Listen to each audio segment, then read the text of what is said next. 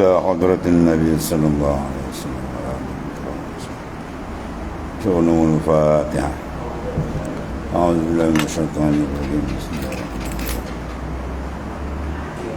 إياك نعبد وإياك نستعين. صراط الذين أنعمت عليهم ولا حول ولا قوة إلا بالله.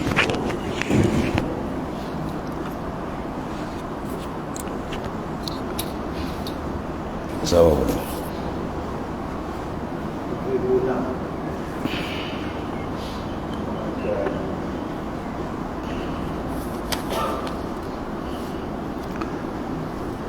أعوذ بالله من الشيطان الرجيم. وما كان لمؤمن ولا مؤمنة إذا قضى الله ورسوله أمرا أن يكون لهم الخيارة من أمرهم ومن يعص الله ورسوله فقد ضل ضلالا مبينا. Dan tidaklah harus bagi orang-orang yang beriman, lelaki dan perempuan, apabila Allah Subhanahu wa ta'ala dan Rasulnya menetapkan keputusan mengenai sesuatu perkara, mana tidak harus mereka mempunyai hak memilih ketetapan sendiri mengenai urusan mereka. Sesiapa yang tidak taat kepada hukum Allah dan Rasulnya sallallahu alaihi wasallam, maka sesungguhnya dia telah sesat dengan kesesatan yang jelas nyata. Diriwayatkan daripada Al-Aufi bahawa menurut Ibnu Abbas radhiyallahu anhuma, ayat ini diturunkan kepada peristiwa ketika meminang Zaid binti Jahsh untuk Zaid binti Harisah, meminang Zainab binti Jahsh, dipinangkan untuk Zaid bin Harisah. Pada mulanya Zainab menolak peminangan Rasulullah sallallahu alaihi wasallam dan berkata kepada baginda SAW ketika memaksanya untuk menerima Zaid bin Harisah sebagai suaminya, apakah aku tidak berkuasa mengenai diriku sendiri? Maknanya nak buat pilihan sendiri. Kemudian Rasulullah SAW dan Zainab sedang bercakap, maka turunlah kepada baginda ayat tersebut. Turun ayat, wa ma kana lil mu'minatin wala mu'minah idza qadallahu wa rasuluhu amran ay yakuna lahumul khiyaratu min amrihim. Yang tidak sahaja bagi orang yang beriman, lelaki dan perempuan, bila Allah Ta'ala telah menetapkan hukum, begitu juga Rasulnya satu urusan, maka dia memilih yang lain. Dan tidak boleh kita membuat pilihan atas pilihan ketetapan Allah Subhanahu wa ta'ala. Jadi turun ayat ini. Lalu Zainab bertanya kepadanya, apakah engkau rela menerimanya sebagai suamiku? Apakah engkau rela menerimanya sebagai suamiku, ya Rasulullah sallallahu alaihi wasallam? Baginda menjawab, ya. Jika demikian, kata Zainab, maka aku tidak akan melanggar ketetapan Rasul sallallahu alaihi wasallam. Jadi dia menerima tadi ialah ketetapan baginda sallallahu alaihi wasallam, walaupun pada mula dia rasa dia nak buat pilihan. Tapi bila turun saja ayat, terus dia membuat keputusan menerima cadangan dan pemilihan baginda sallallahu alaihi wasallam yang telah untuk menerima Zaid bin Harisah sebagai suami.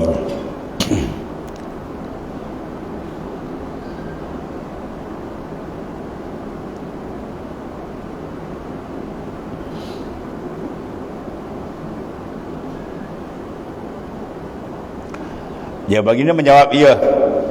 Jika demikian, kata Zainab, maka aku tidak akan melanggar ketetapan Rasulullah SAW. Aku pun menerimanya untuk menjadi suamiku. Dan diriwayatkan pula oleh Ibnu Juraij daripada Ibnu Abbas radhiyallahu anhuma, ketika ditanya orang tentang sembahyang sunat 2 rakaat sesudah salat asar. Selepas salat asar 2 rakaat sembahyang sunat, baginda berkata, jangan melarangnya melaksanakan salat sunat itu, dan dibacalah baginda ayat tersebut di atas. Dengan fatwa larangan Ibnu Abbas, orang bersalat sunat 2 rakaat sesudah asar, bahawa kandungan ayat tersebut tidaklah berhenti pada peristiwa yang menjadi sebab turunnya ayat tersebut, tetapi menjadi perintah umum daripada Allah SWT, bahawa apabila Allah Ta'ala dan Rasulnya telah menetapkan sesuatu ketetapan, maka tidaklah ada pilihan bagi seorang Muslim selain ketetapan itu. Maka keputusan yang telah dibuat oleh Ta'ala, maka wajib diterima pakai. Tidak boleh dia membuat pilihan yang lain.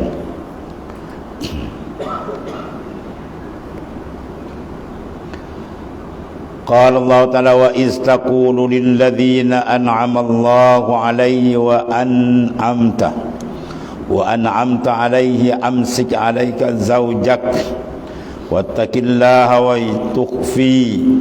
tukhfi fi nafsika ma Allahu mubdihi wa takhshan nas wallahu ahaqqu an takhsha. Falamma qada Zaidun minha wataran zawwajnakaha likai la yakuna 'alal mu'minina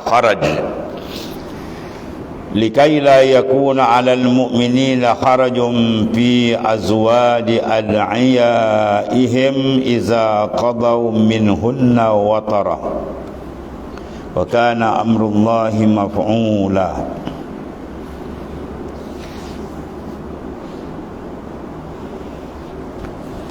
Dan ingatlah wahai Muhammad sallallahu alaihi wasallam, ketika engkau berkata kepada orang yang telah dikurniakan oleh Allah Ta'ala dengan nikmat Islam, dan yang engkau juga telah berbuat baik kepadanya, jangan ceraikan isterimu, dan bertakwalah kepada Allah Subhanahu wa Ta'ala sambil engkau menyembunyikan dalam hatimu perkara yang Allah Ta'ala akan menyatakan. Dan engkau pula takut kepada cacian manusia, padahal Allah jualah yang berhak mananya engkau takuti.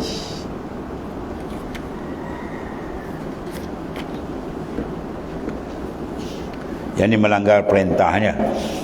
Kemudian setelah Zaid habis kemahuannya terhadap isterinya, ya, setelah Zaid tadi habis kemahuannya, ya, terhadap isterinya dengan menceraikannya, kami kahwinkan engkau dengannya supaya tidak ada keberatan atas orang-orang beriman untuk berkahwin dengan isteri-isteri anak-anak angkat mereka. Apabila anak-anak angkat itu telah selesai habis kemahuan terhadap isterinya, lalu menceraikannya, dan sememangnya perkara yang dikehendaki Allah itu tetap berlaku, akhirnya Zainab bernikah dengan Rasulullah SAW. Zaid bin Harisah adalah anak angkat, ya, Rasulullah menikahkan dia dengan Zainab binti Jahshin. Ya, akhirnya apabila berlaku penceraian Zaid, maka baginda sallallahu alaihi wasallam ditakdirkan menikahi Zainab. Ditafsirnya maksudnya dengan orang yang Allah Ta'ala telah limpahkan nikmat kepadanya, ila Zaid bin Harisah. Allah Ta'ala telah melimpahkan nikmat kepadanya dengan memberi hidayah memeluk Islam, satu, dan menjadi pengikut baginda sallallahu alaihi wasallam, Nabi besar kita Muhammad sallallahu alaihi wasallam. telah memberikan nikmat kepada dengan memerdekakannya dari hamba dan memungutnya sebagai anak angkat. Banyak atau nak bagi kepada Zaid. Dan Zaid bin Harisah sahabat Rasulullah SAW dan bekas hamba yang dimerdekakan telah dikahwinkan pula oleh baginda dengan sepupu perempuannya, ya, iaitu Zainab binti Jahshin. Pada mulanya menolak peminangan itu sehingga turun ayat 36 sebelum ayat ini. Jadi pernikahan dia hebat. Turun ayat. Kemudian dia menerimanya dan menjadi isteri Zaid bin Harisah selama kurang setahun. Kemudian datanglah Zaid bin Harisah kepada Rasulullah SAW kerana ingin menyatakan maksudnya untuk menceraikan Zainab. Rasulullah SAW mencegahnya dengan berkata, tahanlah isterimu itu dan bertakwalah kepada Allah Subhanahu wa taala. Akan tetapi jodoh antara Zaid dan Zainab tidak dapat bertahan, akhirnya mereka bercerai. Ya, Rasulullah suruh jangan ceraikan, tapi oleh kerana ketetapan Allah Taala berlaku, jadi bercerai juga akhirnya antara Zaid bin Harisah dan Zainab binti Jahsh. Setelah habis iddahnya, Zainab disunting oleh Rasulullah SAW. Dengan demikian baginda memberi contoh bahawa Islam tidak melarang mengahwini bekas isteri anak angkat. Kalau bekas isteri anak kita tak boleh. Kalau bekas isteri anak kita, sebab itu dia panggil haram mu'abbad. Ya, dia panggil haram mu'abbad, menantu. Itu dia panggil haram mu'abbad. Mana haram selama-lamanya. Dia ada haram ghairu mu'abbad. Ya, macam ipar, adik ipar dengan kita, itu haram, tapi haram ghairu mu'abbad. Bila mati saja isteri kita, kakak, kemudian dia ambil adik, orang panggil saling kapit. Ya, tikau tak adalah kapit lah. Kata saling mozaik lah. Ya, maka itu boleh sebab sudah meninggal. Tapi semasa dia ada lagi kakaknya, itu dipanggil haram, tapi haram tu ghairu mu'abbad, tidak kekal. Sebab kakaknya masih ada, tapi kakaknya meninggal, dia boleh menikah. Ada pun macam sini, kalau sekiranya menantu dia sendiri, ya, maka itu dia panggil haram yang mu'abbad. Bila qabil tu nikah, aku terimalah nikahnya, habis. Ketiga itu maknanya haramlah menantu dia tadi, ya. Kalau dia bernikah pula dengan contohnya seorang janda, ya, agak tua janda tu, dia bernikah, tiba-tiba dia dapati janda tu ada anak yang sesuai dengan dia. Dia panggil lelaki dia muda sikit, lelaki bini dia agak tua, maka belum lagi melakukan hubungan. Maka kalau dia berkenan, dia berunding, boleh tukar. Dia ceraikan balik bini itu, menikah dengan anak dia. Tapi kalau sudah duhul tak boleh. Bila dia sudah bersatu saja habis. Itu kalau sekiranya anak dengan mak. Tapi kalau sekiranya ambil saja anak, maka mak tu haram mu'abbad. Qabil tu nikahaha, aku terimalah nikahnya, maka automatik mak mentua tadi haram selama-lama. Walaupun selepas dia bercerai hidup atau cerai mati, hukum dia adalah tetap mak mertua dia. Air semayang dia tidak batal. Itu haram mu'abbad. Itu beza antara haram mu'abbad dengan haram ghairu mu'abbad. Jadi di sini menceritakan satu hukum yang penting, yang besar. Bila Rasulullah SAW bernikah dengan Zainab binti Jahshin, makna ternyatalah boleh hukumnya, ya, dan tidak salah dia menikah dengan anak angkat dia punya, bekas isteri anak angkat, ya. Kalau anak mana nasab tak boleh.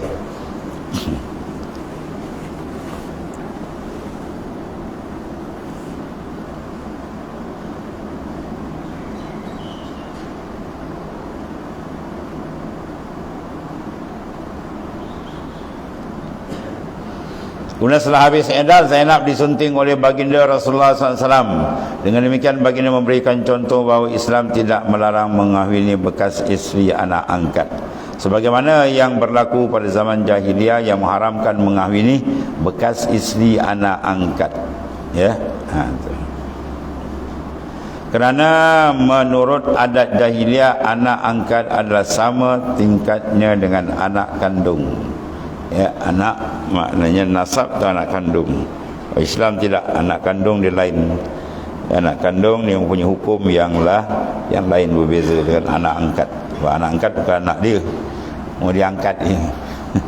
Ya, mau diangkat mana jadikan sebagai anak angkat, bukan anak sejati.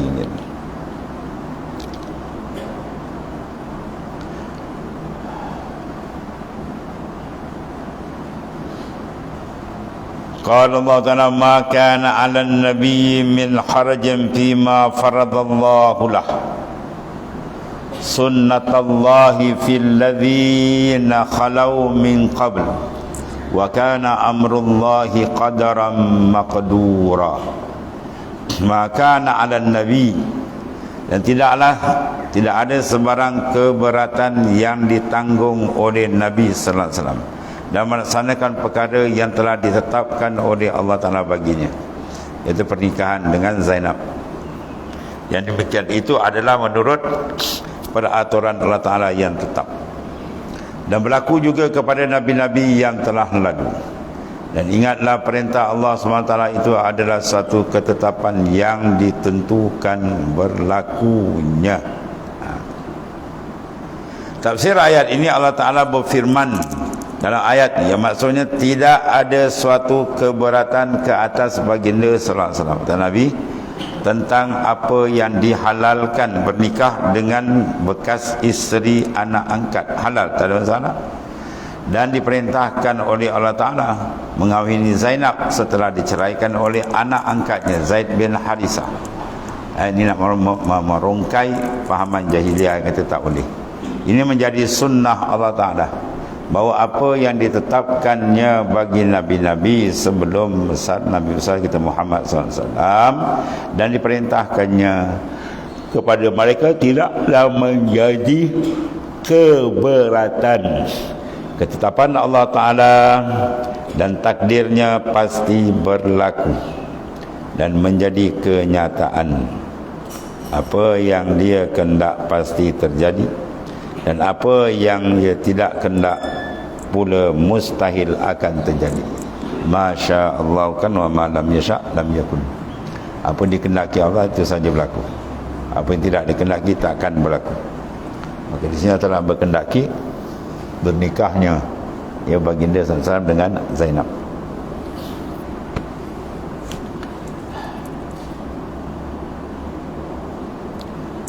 Qala Allah Ta'ala alladzina yuballighuna risalatillahi wa yakhshawnahu wa la yakhshawna ahadan illa Allah wa kafa billahi hasiba. Ma kana Muhammadun aba ahadin min rijalikum walakin Rasulullahi wa khataman nabiyyin wa kana Allahu bikulli syai'in alima. Nabi-nabi yang telah lalu ialah orang-orang yang menyampaikan syariat Allah Subhanahu wa taala. Maknanya syariat, hukum hakam ya Allah Taala telah disampaikan, serta mereka takut melanggar perintahnya, itu arahan dan perintah Allah Ta'ala, dan mereka pula tidak takut kepada sesiapa pun melainkan kepada Allah Ta'ala. Itu sikap orang yang hebat di kalangan Nabi dan Rasul. Hatinya hanya takut kepada Allah, cinta pun hanya kepada Allah, dan cukuplah Allah Ta'ala menjadi penghitung. Cukuplah Ta'ala wa kafa billahi hasibah. Segala yang dilakukan oleh makhluk-makhluknya untuk membalas mereka. Ya, kalau orang lain tak hitung, tak ada hal semua dalam ilmu Tuhan. Bahkan dia yang cipta. Bukanlah Nabi besar kita Muhammad SAW dengan sebab ada anak angkatnya menjadi bapa yang sebenar bagi seorang dari orang laki-laki kamu, tetapi dia adalah Rasulullah sallallahu alaihi wasallam dan kesudahan segala nabi-nabi. Dan ingatlah, Allah Ta'ala adalah maha mengetahui akan tiap-tiap sesuatu. Tafsir huraian ayat. Allah SWT berfirman, maksudnya bahawa rasul-rasul yang menyampaikan risalah Allah Ta'ala, yang menyampaikan hukum hakam Allah SWT, keterangan Tuhan kepada hamba-hambanya, ini hamba Allah Ta'ala, dan menyampaikan dengan sempurna sebagai amanah Tuhan, tidak disembunyikan oleh sedikit. Mereka takut kepada Allah dan sekali-kali tidak merasa gerun, tak ada takut selain daripada Allah Ta'ala. Cukuplah dia sebagai penolong dan pemberi perhitungan. Artinya kita tengok dalam sirah betul lah bantuan-bantuan yang sampai banyak kepada Nabi sallallahu alaihi wasallam. Kemudian Allah Ta'ala berfirman lagi dalam ayat ini, bermaksud bahawa Nabi besar kita Muhammad SAW bukanlah ayah dari salah seorang sahabat. Kerana itu baginda SAW dapat mengahwini janda Zainab binti Jahsyin yang bukan anak kandungnya, tetapi adalah anak angkatnya. Dan Nabi SAW tidak dikurniakan anak lelaki yang hidup sampai mencapai usia dewasa. Berarti kalau kita lihat ayat ini, maka Muhammadun abah ahadin min rijalikum, maka Muhammad, tidak ada Nabi Muhammad tu abah ahadin, menjadi bapa kepada seorang daripada lelaki kamu. Jika kita lihat secara zahir, kalau tidak mengaji uslub Arabiah, bahasa Arab, laki-laki, Nabi tak jadi bapa lelaki, tu anak dia banyak lelaki. Qasim di antaranya, bukan? Maka dijawab sini, bahasa Arab dia lain. Bila rijal, apa makna rijal? Rajulun balighun min bani Adam, orang yang telah sampai umur, boleh panggil rijal. Kalau bawah lagi boleh, jadi panggil sabi.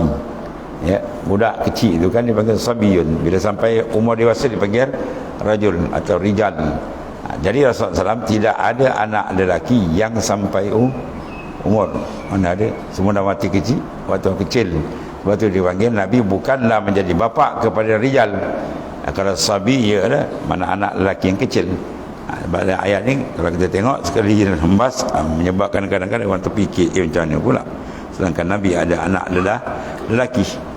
Dia bahasa Arab dia tak panggil lelaki tu rijal tu, melainkan sudah balik. Jadi anak bagi Islam semuanya telah wafat waktu belum balik. Itu beza dia.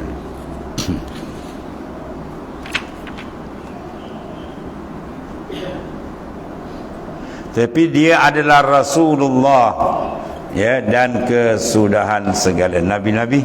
Dan ingatlah Allah Ta'ala maha mengetahui tiap-tiap sesuatu.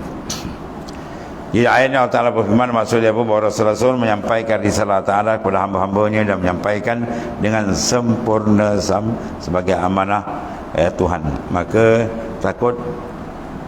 mereka takut kepada Allah Subhanahu wa Ta'ala dan sekali-kali tidak merasa takut selain daripada Ta'ala. Cukuplah dia sebagai penolong dan pembantu penghitung. Cukup. Waktu Rasulullah SAW kita tengok macam-macam kerja jahat yang dirancang oleh musuh semua dibatalkan oleh Allah Ta'ala, ya, sehingga rancangan pembunuhan berapa banyak, ya. Kemudian Allah Ta'ala berfirman dalam ayat tersebut, bukanlah ayah daripada salah seorang sahabat, kerana ia baginda salam dapat mengahwini janda Zaid. Kalau anak tahu ni, itu contoh Zaid bin Harisah, yang bukan anak kandungnya. Di mana Zaid bin Harisah bukan anak kandung Nabi SAW. Jadi bila dikawinkan dengan Zainab, jadi akhirnya bercerai, Nabi ambil balik Zainab, boleh. habis. Dan digunakan anak lelaki yang hidup sampai mencapai usia dewasa. Dewasa apa maknanya? Balik, baru dipanggil rajul. Tu, ya.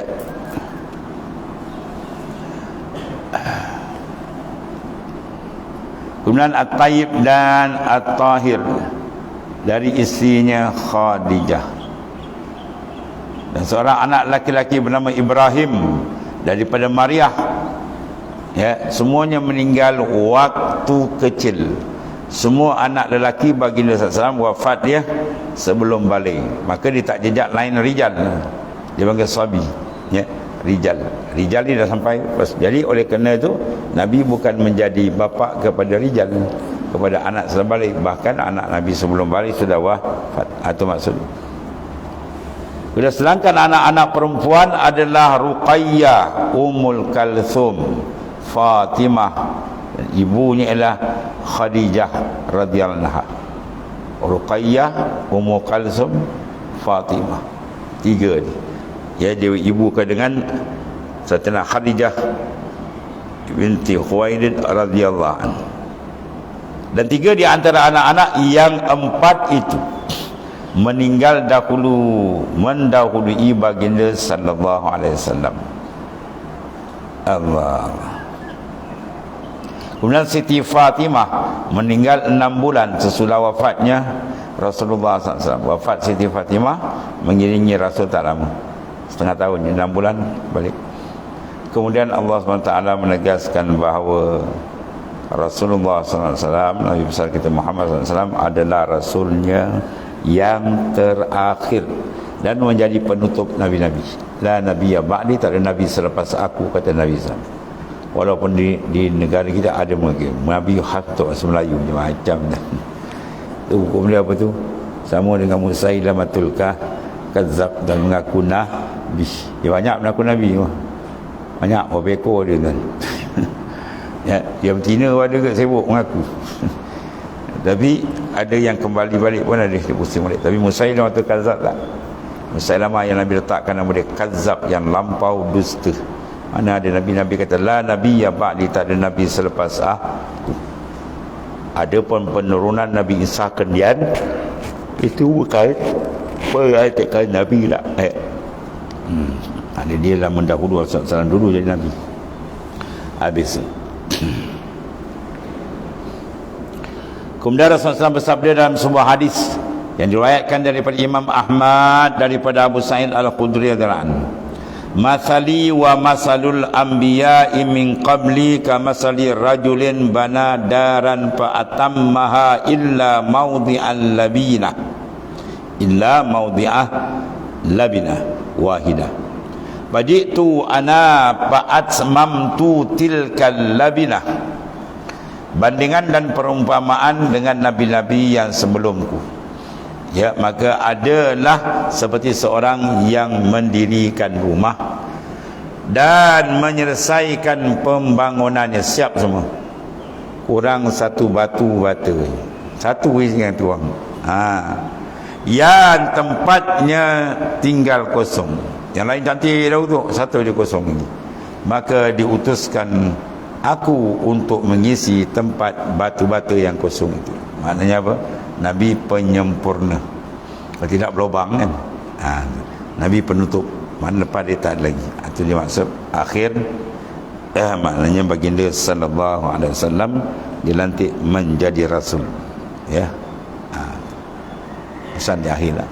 Adapun Nabi pangkat tu dah ada sebelum Adam lagi. Dalam hadis yang lain. Kuntun nabiyan. Ya. Wa Adam ketika itu turap tanah lagi. Ada nanti Nabi. Ada berasul itu umur 40 tahun baru nanti menjadi rasul. Dari riwayatkan Imam Ahmad daripada Anas bin Malik radhiyallahu anhu Rasulullah bersabda, inna risalata wa nubuwah qadin qata'at fala rasul ba'di wala nabi. Sesungguhnya risalah, apa risalah? Kerasulan itu maksudnya. Risalah makna kerasulan dan kenabian. Maka martabat kerasulan itu lebih tinggi lah. Tiap-tiap rasul tiap-tiap rasul ini mestilah nabi. Dan tidak setiap nabi itu rasul. Dan kenabian telah terputus. Ya. Wan nubuwah qadin qata'at. Sungguhnya nubuah tu tak putus, tak ada nabi lagi. Tiada lagi sesudahku seorang rasul atau nabi. Wala rasul ba'di wala nabi, dan tak ada rasul selepasku dan tak ada nabi selepas daripada aku. Itu mana keterangan yang jelas daripada baginda sallallahu alaihi wasallam. Ya. Kemudian qala ta'ala ya ayyuhalladzina amanu zkurullaha zikran katsira wasabbihuhu bukratan wa asila huwallazi yusalli 'alaikum malaikatuh liyukhrijakum minaz zulumati ilan nur wa kana bil mu'minina rahimah tahiyyatuhum yawma yalqawnahu salam wa a'adda lahum ajran karimah. Wahai orang-orang beriman, labbaik wa sa'daik. Untuk bersyukur kepada Ta'ala, ingatlah serta sebutlah nama Allah, zikir dengan ingatan serta sebutan yang sebanyak-banyaknya, ya, zikran katsira, sebab rahsia dia banyak itu. Dan bertasbihlah kepadanya pada waktu pagi dan petang. Dialah yang memberi rahmat kepada kamu dan malaikat, ya, malaikatnya yang mana pula berdoa bagi kamu untuk mengeluarkan kamu daripada gelap gelita kufur dan maksiat kepada cahaya yang terang iman dan taat, dan adalah dia sentiasa melimpah rahmatnya kepada orang-orang yang beriman di dalam dunia dan akhirat. Kemudian sambutan penghormatan yang akan diberi Tuhan kepada mereka sesuai menemuinya ialah ucapan salam, ya, atau ucapan besar tu. Allah Allah.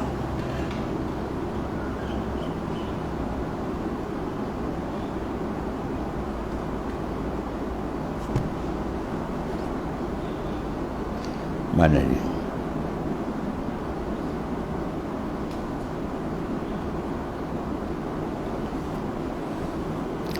Dan memberi rahmat situ. Sambutan penghormatan yang akan diberikan Tuhan kepada mereka semasa menemui Yusuf ialah ucapan salamun. Ucapan salam makna selamat sejahtera, dan dia telah menyediakan untuk mereka pahala balasan yang mulia, mana balasan yang hebat, yang besar di sana Yusuf. Ketika dia bertemu dia dapat salam, ya, dapat salam. Allah Karim. Tafsirnya Allah Ta'ala menyuruh hamba-hambanya yang mukmin agar memperbanyakkan zikrullah, mana ingat dan sebut, kudurkan hati pada dia dan mengingati Tuhan yang maha suci yang telah mengurniakan berbagai kurniaan dan nikmat. Dan Rasulullah SAW bersabda pada sebuah hadis yang diriwayatkan daripada Imam Ahmad daripada Sayyidina Abi Darda, ala unabbiukum bi khairi a'malikum wa azkaha inda malikikum wa arfa'iha fi darajatikum wa khairun lakum min i'ta'iz zahab wal waraq wa khairun lakum min an talqawna aduwakum fayadribu a'naqihim wa tadribuna a'naqahum. Qalu wa ma huwa ya Rasulullah sallallahu alaihi wasallam? Qala zikrullah azza wa jalla. Maukah kamu aku beritahu kepada kamu tentang satu amal yang terbaik, yang tersuci di sisi Tuhanmu, dan yang tertinggi darajatnya, dan lebih baik bagi kamu daripada pemberian emas dan perak, Masya Allah, dan daripada kamu menemui musuh-musuhmu, memenggal leher mereka dan dipenggal lehermu, mana kamu syahid atau dapat membunuh kafir. Maka bertanya para sahabat, apa dia amal besar sangat tu? Rasulullah SAW pun menjawab, ialah zikrullah, mengingati Allah Ta'ala maha agung lagi maha perkasa. Ya, sebab tu besar. So, intipati semua ibadat ialah zikrullah, ingatan. Sebab kata dia ingat, dia lalai, dia gosaan. Diriwayatkan pula daripada Imam Ahmad daripada Abdullah bin Bishr, dia berkata, dua orang Arabi, dua orang Badui, datang kepada Rasulullah SAW pada satu hari dan bertanya seorang antara keduanya, siapa manusia yang lebih ya Rasulullah? Dia tanya Rasulullah, orang mana yang hebat, yang lebih dari kedudukan? Baginda menjawab, man tala umruhu wa hasuna amalu, seorang yang panjang umurnya dan baik amalnya. Masya Allah. Ya, kadang-kadang panjang umur dia lain cerita. Ini lagi panjang umur, lagi bagus punya amal, lagi saleh atau orang baik. Jadi maknanya dapat mengisi ruang-ruang umur yang panjang tadi dengan amal saleh. Kemudian tanya yang lain, ya Rasulullah SAW, ya banyak sekali hukum-hukum Islam yang diwajibkan ke atas kami, maka berilah akan satu perintah yang patut aku berpegang dengannya. Rasulullah SAW menjawab, la yazalul lisanuka ratban bizikrillah.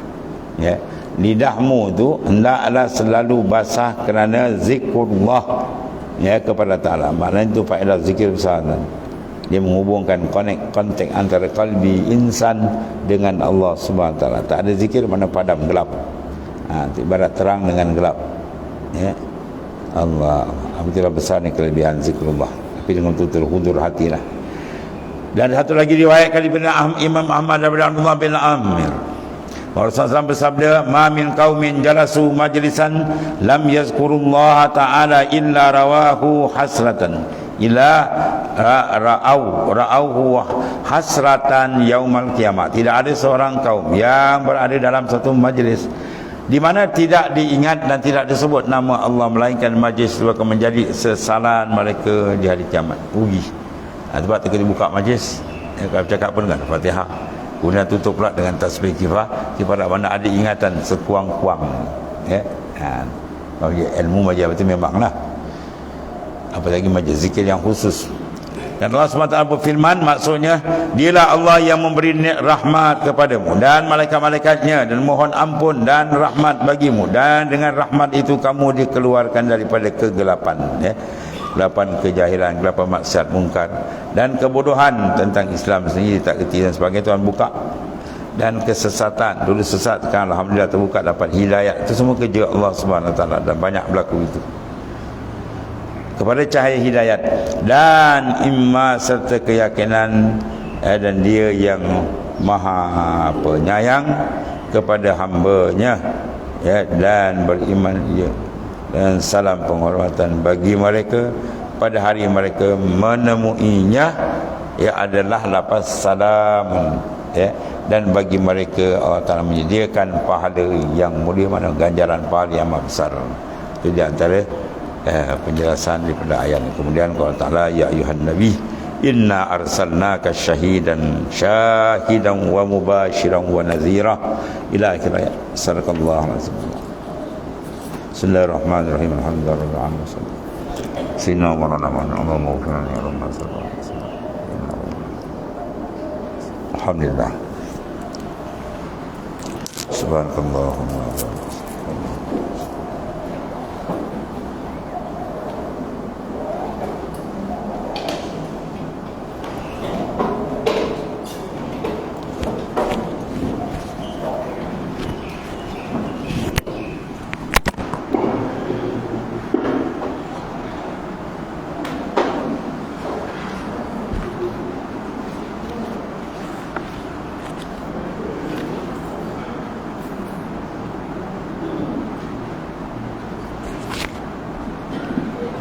Ya, okay.